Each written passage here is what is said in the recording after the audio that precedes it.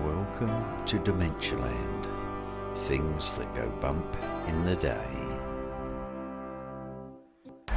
Things that go bump in the day, number 4, 26th of February 2016.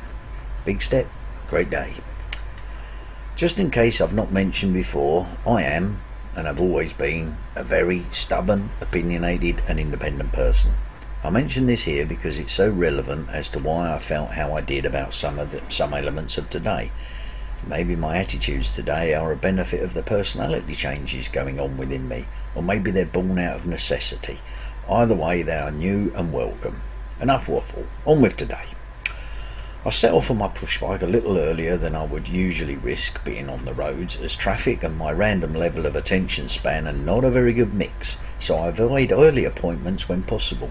It was about 8:30. Not early, but still heavy enough traffic to make me very wary. I was on my way to Pastures New for the first go at a new walking group in a town I'd only passed through on my bike once before. I survived a few mile ride easily. The library where we were to meet did not have anywhere to park the bike, so I rode around until I found somewhere, hoping I'd find it again later.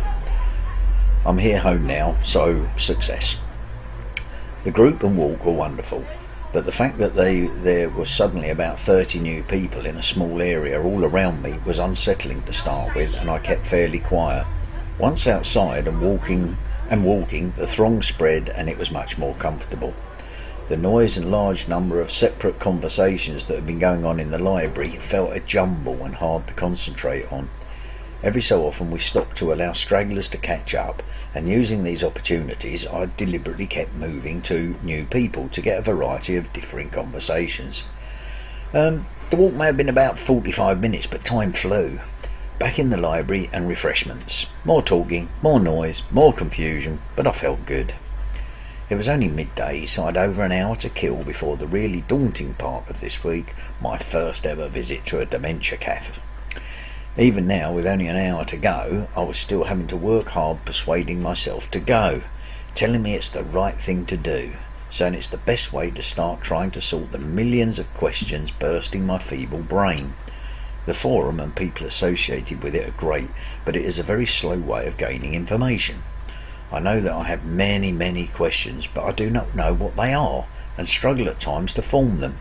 Getting an answer is wonderful, but it sparks a whole host of further questions, and I need a more instant way, an instant system.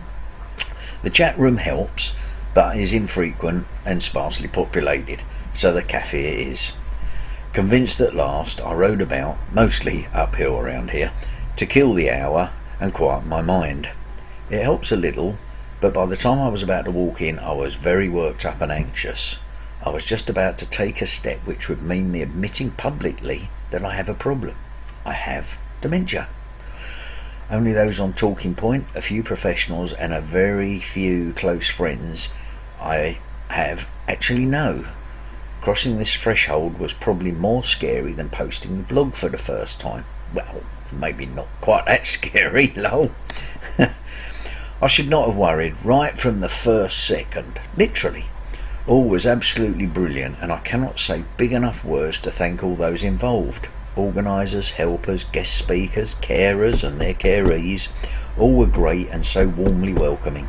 The happiness of the other dementia sufferers is a testament to the love and care they're getting from those around them. I really had to fight back tears of relief and joy.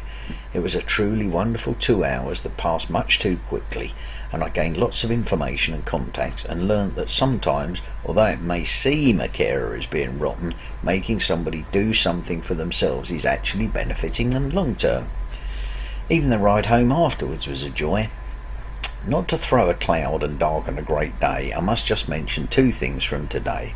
A wonderful young woman from the fire service gave us a talk about safety in the home and asked if we had fire alarms and do we check them. Feeling pleased, I told that I have, and accidentally tested it a couple of weeks ago by putting a tin of beans on to heat, then going to bed. The alarm, in its own particular language, shouted, "Get up, you clown! The beans are done ages ago!" But at least now you have a purpose for tomorrow. Go shopping and buy a new saucepan. This story had a bit of advice attached that I also put in place the following day. I now have a timer alarm in the kitchen to remind me that the cooker or hob is on. I only have to remember to set it now. Also, I do not always have an immediate answer to, well, what's that noise? But it does the job of getting me into the kitchen to find out what is that noise. I would love to mention the names of some of the Alzheimer's Society people involved in today, but it would not be right without their consent. But if any of you do ever see this and remember meeting Wayne for the first time, thank you. You may well have just changed my life. Catch you soon, Wayne. And to close this one, an update on the same day's blog. It is now much later in what has still been a great and lovely day. This evening has topped it off with some wonderful reading, writing and replies in the forum, but that seems to have got me in a weird way. Maybe it swings and roundabouts, or maybe every silver lining has a dark cloud, but I'm also very tearful this evening, and for a big boys don't cry upbringing survivor, this is hard to take. I think it's because I now feel so very aware of the difference between a good day, okay day and a bad day. And having such a good day, I'm angry at this disease and the stealthy way in which it steals from me. Never mind, tomorrow brings the chance of another good day. I'll see you then.